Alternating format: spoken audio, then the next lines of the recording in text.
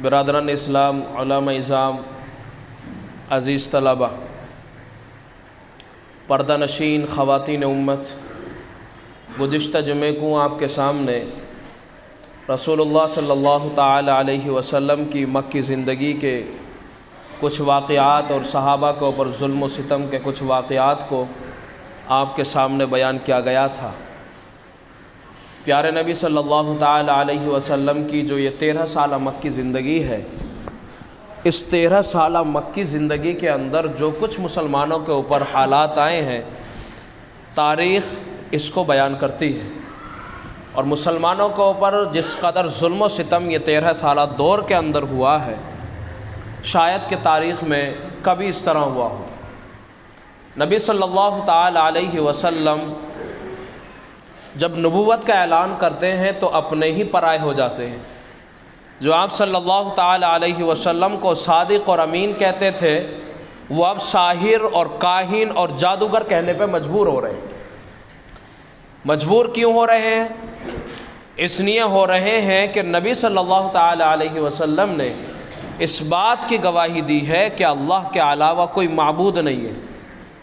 اس بات کو بیان فرمایا ہے کہ اللہ کے نبی صلی اللہ علیہ وسلم اللہ کے رسول ہیں، آخری پیغمبر ہیں۔ اس بات کا اعلان کرنا تھا کہ آپ کے جانی اور مالی اور خاندانی ہر اعتبار سے دشمن بن گئے۔ چنانچہ نبی اکرم صلی اللہ تعالی علیہ وسلم کے ہاتھ کے اوپر جو لوگ ایمان لے کر کے آئے، ان کے اوپر ظلم و ستم کے اس قدر پہاڑ توڑے گئے ہیں کہ تاریخ ان کو بیان کرتی ہے کہ کس قدر ان کا اوپر ظلم و ستم کیا گیا ہے، جن کے کچھ واقعات گزشتہ جمعے کو آپ کے سامنے آئے۔ انہی میں سے کفار مکہ نے ایک بہت بڑا جلسہ کیا، ایک میٹنگ کی، اور اس کے نتیجے میں یہ بات طے ہوئی کہ ایک پرچہ لکھا جائے، کچھ باتیں اس کے اندر درج کی جائیں، اور وہ باتیں خانہ کعبہ کے اوپر لٹکا دیا جائے۔ بات کیا لکھی گئی تھی اس کے اندر؟ بات یہ لکھی گئی تھی کہ نبی صلی اللہ علیہ وسلم کا بائیکاٹ کیا جائے، سماجی طور پر بائیکاٹ ہو۔ یہ نہیں کہ بھئی ایک فرد آپ کا بائیکاٹ کرے، بلکہ نہیں، سماجی طور پر بائیکاٹ ہو کہ آپ کے ساتھ میں کوئی رشتہ داری نہیں رکھے گا، کوئی بیاہ شادی نہیں ہوگی، سب ختم کرو، اور جو ان کو ماننے والے ہیں ان کے ساتھ بھی کوئی رشتہ داری نہیں، سب رشتہ داری ختم کرو، نکاح کا کوئی سسٹم نہیں رکھا جائے گا، کھانے پینے کا جو سسٹم چل رہا ہے بند کر دو، مکمل طور پہ ان کا کھانا پینا بند کر دیا جائے۔ چنانچہ نبی اکرم صلی اللہ تعالی علیہ وسلم اور آپ کے ماننے والے جو صحابہ ہیں، ان تمام کا بائیکاٹ سماجی طور پہ کیا گیا۔ شاید آپ جانتے ہو کہ یہ بات کہ نبی صلی اللہ تعالی علیہ وسلم اور صحابہ کے ساتھ میں اتنا ظلم، جس کے انتہا کفار مکہ نے کر دی تھی، اب سماجی طور پر بائیکاٹ ہوا، اور بائیکاٹ کے نتیجے میں ان کو شیب ابی طالب کے اندر قید کر دیا گیا، بند کر دیا گیا، اور یہ زمانہ چلتا رہا۔ صحابہ اکرام رضوان اللہ تعالی علیہم اجمعین خود بیان فرماتے ہیں کہ اس دور کے اندر ہمارے اوپر کیا کچھ نہیں گزرا۔ کھانے کے لیے جو توشہ تھا وہ ختم ہو چکا، جو ہمارے پاس میں ہوا کرتا تھا وہ سب ختم، پاس میں کچھ نہیں ہے، لے کسی سے نہیں سکتے، تعاون کوئی نہیں کر سکتا۔ تعاون کرنے کے لیے ضروری ہے کہ کوئی آدمی آئے، اور آدمی تب آئے گا جب سماجی اعتبار سے تعلقات بنیں گے، لیکن یہاں تو کوئی ہے ہی نہیں۔ سماجی طور پر ہمارا بائیکاٹ کیا جا چکا، چنانچہ اب کوئی نہیں آ سکتا دیکھ بھال کرنے کے لیے، کوئی توشہ لے کے نہیں آ سکتا، کوئی ہماری پوچھ تاچھ کے لیے نہیں آ سکتا، کیا گزر رہی ہے، کس طرح گزر رہی ہے، کوئی معلوم کرنا نہیں آتا۔ چونکہ کچھ لوگ تو اس لیے نہیں آتے تھے کیونکہ وہ سردار تھے،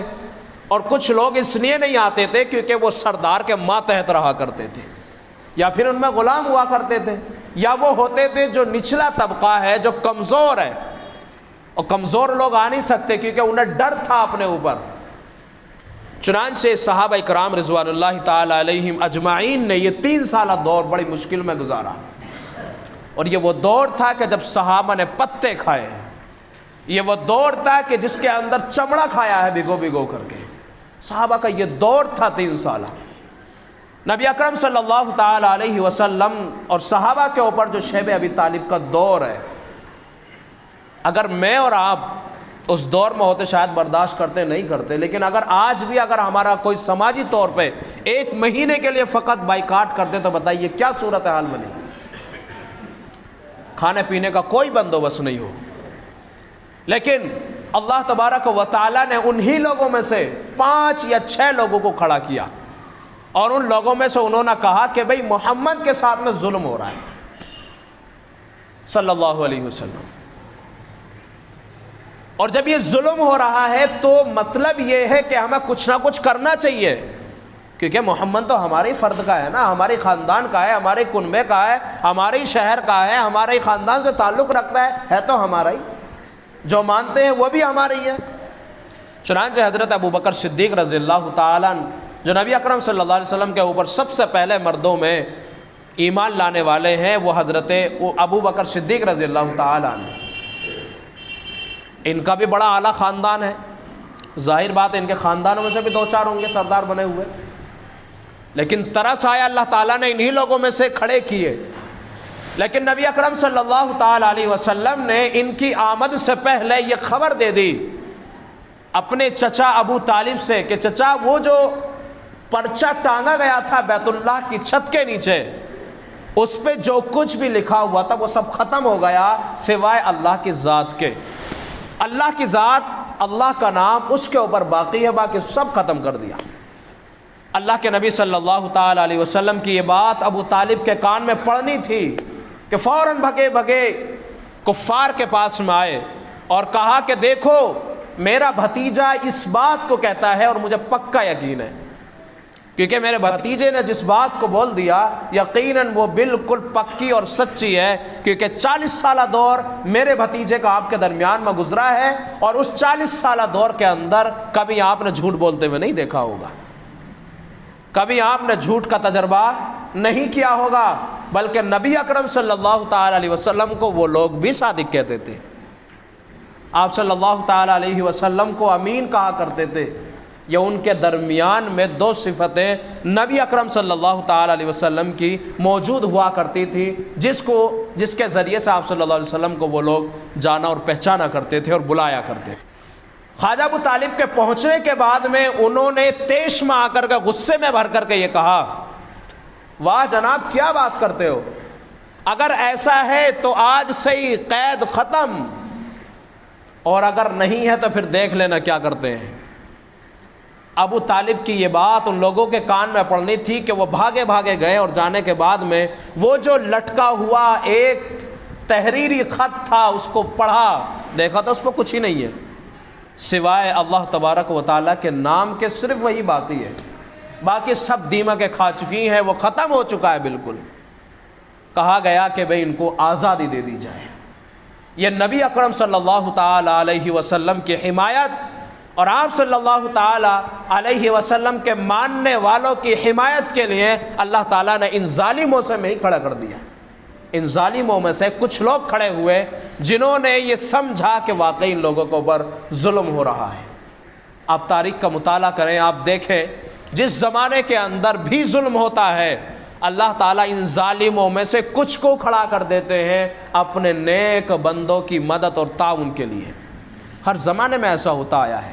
کہ کفر کے درمیان سے اللہ تبارک و تعالیٰ ایسے لوگوں کو کھڑا کرتا ہے کافروں کے درمیان میں سے جو ان کی مکمل طور پہ سپورٹ کرتے ہیں، لیکن اس سپورٹ سے پہلے ابو طالب نے اس بات کو ان کے کانوں میں ڈال دیا جس کی بنیاد پر یہ لوگ وہاں نہیں پہنچے، لیکن اللہ تعالیٰ نے آپ کو شیب ابی طالب سے آزادی عطا فرمائی۔ کچھ وقت کے بعد میں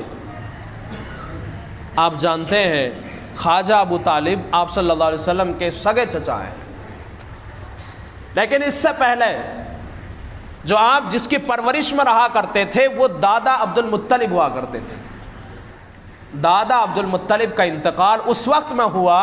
جب پیارے نبی کی عمر مبارک صرف 8 سال تھی، اور والدہ مکرمہ کا انتقال اس وقت میں ہوا جب نبی اکرم صلی اللہ تعالی علیہ وسلم کی عمر مبارک 6 سال تھی۔ 8 سال سے لے کر نبی اکرم صلی اللہ تعالی علیہ وسلم کی اتنی لمبی عمر ہو چکی ہے، آپ تقریباً 50 کے قریب پہنچنے والے ہیں۔ اس وقت تک جو پرورش اور دیکھ بھال کرنے والے ہیں وہ خواجہ ابو طالب ہیں، جو آپ صلی اللہ تعالیٰ علیہ وسلم کے چچا ہوا کرتے تھے۔ سوال پیدا یہ ہوتا ہے کہ عبد المطلب نے ابو طالب کی پرورش میں ہی کیوں دیا، باقی چچا کی پرورش میں کیوں نہیں دیا؟ مورخین نے اس کا جواب یوں دیا ہے، اصل میں حضرت نبی اکرم صلی اللہ علیہ وسلم کے جو والد مکرم ہیں، والد ماجد ہیں عبداللہ، ان کے بالکل سگے بھائی، حقیقی بھائی تھے، وہ تھے ابو طالب۔ سگے بھائی سے محبت اور انسیت زیادہ ہوتی ہے اور امید بھی زیادہ لگائی جاتی ہے کہ حقیقی چچا ہے۔ یہ تو زمین ہڑپنے والے بھی حقیقی چچا بتیرے بیٹھے رہتے ہیں دنیا کے اندر، تاریخوں میں لکھے ہوئے ملیں گے، کہانیوں میں ملیں گے، گاؤں میں، شہروں میں، قصبوں میں، دیہاتوں میں ملیں گے۔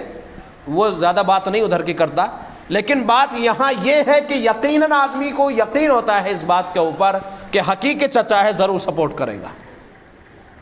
اسی بنیاد پر ابو طالب کے سپرد کیا نبی اکرم صلی اللہ علیہ وسلم کو صرف 8 سال کی عمر مبارک کے اندر۔ نبی اکرم صلی اللہ تعالیٰ علیہ وسلم کی عمر مبارک جب 50 کے قریب ہوئی، تاریخ میں تو یوں آتا ہے کہ جب 50 سال کے آپ ہو گئے تو خواجہ ابو طالب کا بھی انتقال ہو گیا۔ اب مکے میں کوئی سپورٹر نہیں رہا، کوئی سپورٹ کرنے والا نبی اکرم صلی اللہ علیہ وسلم کو باقی نہیں رہا۔ 6 دن بعد میں سپورٹر کے طور پہ اگر کوئی تھی تو وہ حضرت خدیجہ الکبریٰ رضی اللہ تعالیٰ عنہا تھی۔ 6 یا 7 دن کے بعد میں بھی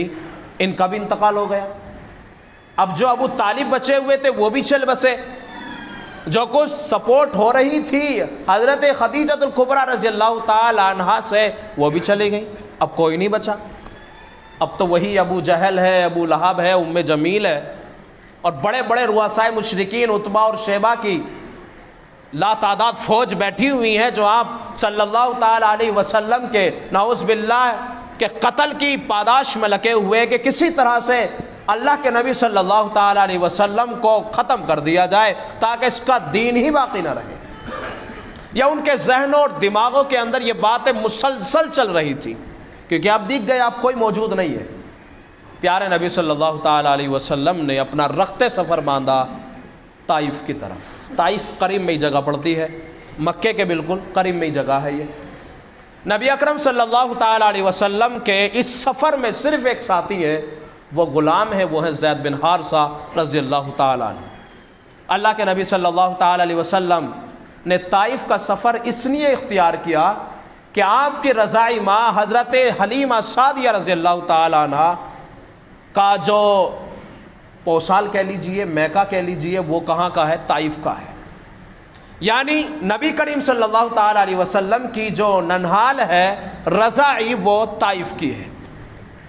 سوچا ہوگا کہ وہاں ماموں بھی ہیں، نانا بھی ہیں، ماموزاد بھائی بھی ہیں، وہاں خالہ بھی ہیں تو خالو بھی ہیں، رشتہ داری کا مسئلہ ہے، نہ جانے کوئی بات قبول کر لے۔ یہ تو لوگ مانتے نہیں، شاید کہ وہ لوگ مان جائیں۔ نبی اکرم صلی اللہ تعالی علیہ وسلم نے رخت سفر باندھا، اور آپ نے اس سفر کو معلوم نہیں کیسے طے کیا ہوگا، اتنا خطرناک سفر ہے وہ، جس کی کیا آپ کے سامنے بتایا جائے۔ اب تو بہت آسان ہے، جانے کے لیے راستے بنا دیے ہیں ان لوگوں نے، لیکن اس وقت میں بڑا پتھریلا علاقہ، پہاڑوں کو اپنے پیروں کے نیچے روندنے کے بعد میں وہاں پہنچنا پڑتا ہے۔ بڑے بڑے سردار وہاں تھے، 3 خاص طور پہ بڑے سردار وہاں مانے جایا کرتے تھے۔ پیارے نبی صلی اللہ تعالی علیہ وسلم نے اس ایسے کٹھن راستے کو عبور کرنے کے بعد میں اپنے غلام زید بن حارثہ کے ساتھ میں ان لوگوں کے پاس میں پہنچے ہیں جو طائف کے سردار ہوا کرتے تھے۔ یہاں سوال یہ پیدا ہوتا ہے کہ سرداروں کے پاس پہلے کیوں گئے؟ تو میں بتاتا چلوں یہاں، اس لیے کہ عرب کا یہ دستور تھا کہ اگر کوئی سردار کسی کو اپنی معیت میں لے لے اور یوں کہہ دے کہ اب اس کو کوئی ہاتھ نہیں لگا سکتا، میں نے اس کو اپنے پاس پناہ دے دی ہے، تو اب اس کو کوئی ٹچ نہیں کر سکتا تھا۔ یہ عرب کا دستور تھا۔ چنانچہ نبی اکرم صلی اللہ تعالی علیہ وسلم نے اسی دستور کے مطابق اپنا رخت سفر طائف کی طرف باندھا اور سب سے پہلے سرداروں کی طرف رجوع کیا کہ ان سے بات کی جائے، شاید کہ یہ لوگ مان جائیں، تو ان کی وجہ سے جتنی بھی ان کے ماننے والے ہیں، جتنی بھی ان کے ماتحت رہنے والی رعایا ہے، شاید کہ وہ بات مان جائے۔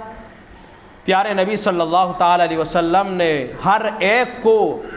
اپنے بارے میں بتایا، اللہ کے بارے میں بتایا، کیا میرا مقصد ہے یہ بھی بتایا، کہاں سے آیا ہوں یہ بھی بتایا، پوری صورتحال بتا دی۔ قصہ مختصر یہ ہے کہ نبی اکرم صلی اللہ تعالی علیہ وسلم کی بات کو ایک نے بھی نہیں مانا، سب نے آپ کا انکار کر دیا، اور انکار ہی نہیں کیا بلکہ جتنے وہاں اطراف میں گنڈے ہوتے تھے، جتنے ایک نمبر کے ہوتے تھے، وہ سارے کے سارے پیارے نبی صلی اللہ تعالی علیہ وسلم کے پیچھے لگا دیے، سارے اوباش لڑکوں کو لگا دیا گیا۔ تاریخ یہاں بیان کرتے ہوئے روتی ہے،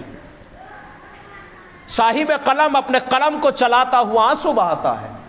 بات بیان کرنے والا دل کے اندر یہ سوچتا ہے کہ اس وقت میں کیا گزری ہوگی نبی اکرم صلی اللہ تعالی علیہ وسلم کے اوپر جس وقت میں وہ لوگ پتھر مار رہے تھے۔ زید بن حارثہ رضی اللہ تعالی عنہ کی زبانی سنتے ہیں کہ وہاں مسئلہ کیا پیش آیا جب آپ سفر میں تھے۔ نبی اکرم صلی اللہ تعالی علیہ وسلم کے بیان فرماتے ہیں کہ اس سفر کے اندر جب میں پیارے نبی کے ساتھ میں تھا، جب پیارے نبی آگے بڑھے تو وہ اوباش لڑکوں نے گھیر لیا، اور ایک پتھر مارتا تو دوسرا ادھر سے مارتا۔ زید بن حارثہ کہتے ہیں جب پتھر آتا تو میں آگے لگ جاتا، پھر ادھر سے پتھر آتا تو میں ادھر لگ جاتا، لیکن ایک ادھر سے ایک آگے سے ایک پیچھے سے، چاروں طرف میں کیسے لگتا؟ یہاں تک کہ نبی اکرم صلی اللہ علیہ وسلم کو اتنے پتھر مارے اس طائف کے میدان کے اندر، اتنے پتھر مارے کہ آپ لہو لہان ہو گئے، اور اتنا خون بہا کہ آپ صلی اللہ علیہ وسلم غش کھا کر کے زمین پہ گر گئے، یعنی آپ کا اتنا خون بہا کہ آپ کے اوپر بے ہوشی طاری ہو گئی۔ زید بن حارثہ کہتے ہیں اتنا خون نکلا کہ یہ جو جوتے مبارک نبی اکرم صلی اللہ علیہ وسلم کے تھے، میں اتارنا چاہتا تھا، خون کی وجہ سے اتنے چپک گئے کہ میرے لیے اتارنا مشکل ہو گیا۔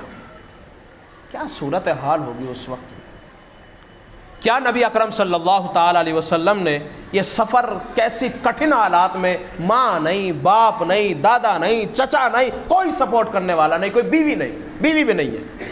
کوئی سپورٹ کرنے والا نہیں، آپ کے ساتھ میں صرف آپ کے غلام زید بن حارثہ ہے۔ نبی اکرم صلی اللہ تعالی علیہ وسلم کو پھر یہ اوباش لڑکے اٹھاتے ہیں، آپ کو جب ہوش آ جاتا تو آپ چلنے لگتے ہیں،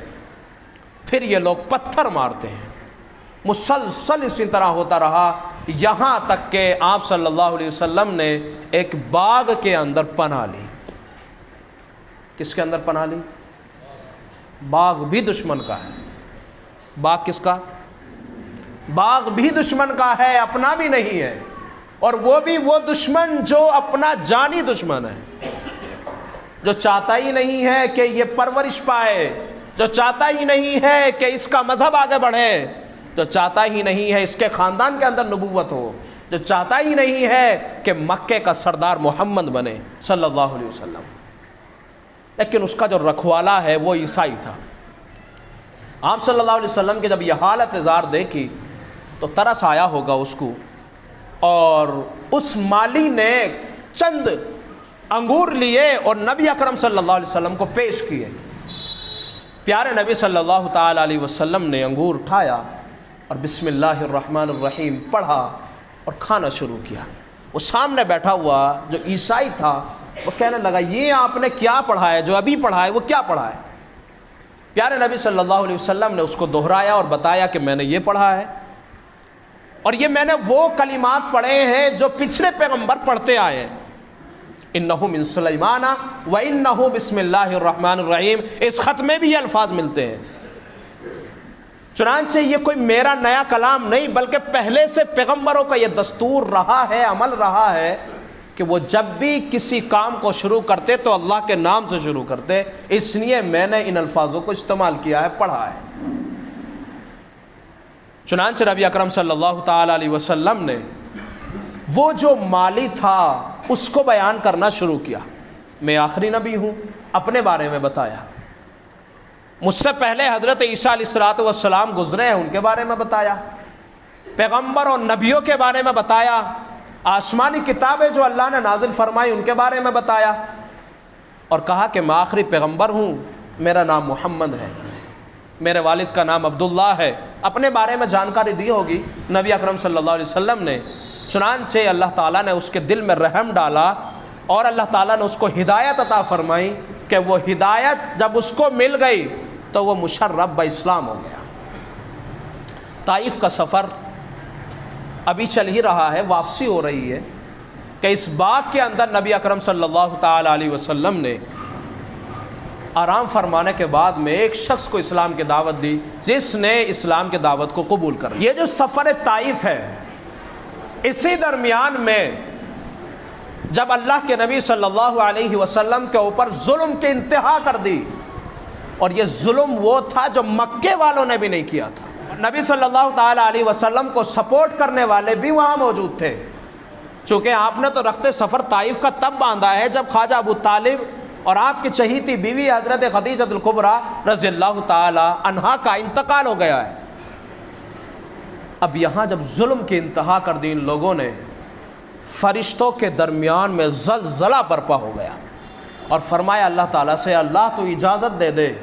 ظلم کی انتہا کر دی ہے انہوں نے، شاید کہ روئے زمین کے اوپر پہلی مرتبہ اتنا ظلم ہوا ہو، کسی پیغمبر کے اوپر جتنا ان لوگوں نے پیارے نبی صلی اللہ تعالیٰ علیہ وسلم کے اوپر ظلم کیا ہے۔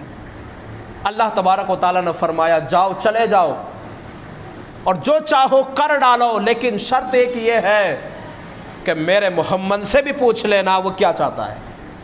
میری طرف سے تو اجازت ہے، چلے جاؤ، پیس دو، ملا دو پہاڑوں کو، لیکن محمد صلی اللہ علیہ وسلم سے بھی پوچھ لینا وہ کیا چاہتے ہیں۔ پیارے نبی صلی اللہ علیہ وسلم کے پاس میں فرشتے آئے، اور اس روز تو وہ فرشتے آئے جو کبھی زمین پر نہیں اترے، ایک بڑی تعداد فرشتوں کی آئی۔ فرشتوں کے پہاڑوں نے معلوم کیا، یا رسول اللہ آپ کے اوپر کتنا ظلم ہوا ہے، اگر آپ اجازت دیں تو ان دونوں پہاڑوں کو ملا دیا جائے اور چکی کے دو پاٹوں کی طرح جیسا آٹا پیس کر کے کر دیا جاتا ہے، باریک میدہ بنا دیا جاتا ہے، اگر آپ اجازت دیں تو پورے طائف والوں کو دونوں پہاڑوں سے ملانے کے بعد میں ایک دم آٹا بنا دیا جائے، ریزہ ریزہ کر دیا جائے۔ قربان جاؤں میں اپنے نبی صلی اللہ علیہ وسلم پر، کیا اللہ نے آپ کو اخلاق دیے تھے، انک لعلی خلق عظیم، اخلاق کا اعلیٰ پیمانہ دیا آپ کو، کیا جواب ہے پیارے نبی صلی اللہ تعالی علیہ وسلم کے اخلاق کا؟ اللہ نے اخلاق کے اعلیٰ پیمانے پر فائز کر دیا۔ فرمایا نہیں، یہ ایمان نہیں لائے تو کوئی بات نہیں، ان کی بعد آنے والی نسل ایمان لائے گی۔ انہی میں سے اللہ تعالیٰ نے محمد بن قاسم کو کھڑا کیا، یہی تھا وہ شخص جو طائف کا رہنے والا تھا،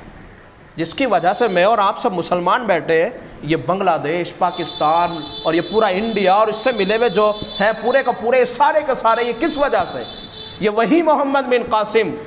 طائف سے نکل کے اللہ تعالیٰ نے یہاں بھیجا، جس کی وجہ سے آج اتنا بڑا بر صغیر میں اسلام کا بول بالا ہے، لاکھوں علماء کی تعداد موجود ہے، ہزاروں مفسرین ہیں، اور حفاظ کی تو لا تعداد ہے اس پورے بر صغیر کے اندر۔ یہ ہے میرے نبی صلی اللہ تعالیٰ علیہ وسلم کے اخلاق، جس کے نتیجے میں اللہ تبارک و تعالیٰ نے آپ صلی اللہ تعالیٰ علیہ وسلم کے اس اخلاق کی بنیاد پر اللہ نے ان کو بحفاظت اسی طرح رکھا، اور پھر کچھ وقت کے بعد میں جب سب لوگ ایمان لے آئے، اکثر عرب میں ایمان پھیل گیا، تو پھر ان لوگوں نے، طائف والوں نے بعد میں اسلام قبول کیا۔ اللہ تعالیٰ مجھے آپ کو ان تمام باتوں پر عمل کرنے کی توفیق عطا فرمائے۔ وآخر دعوانا الحمدللہ۔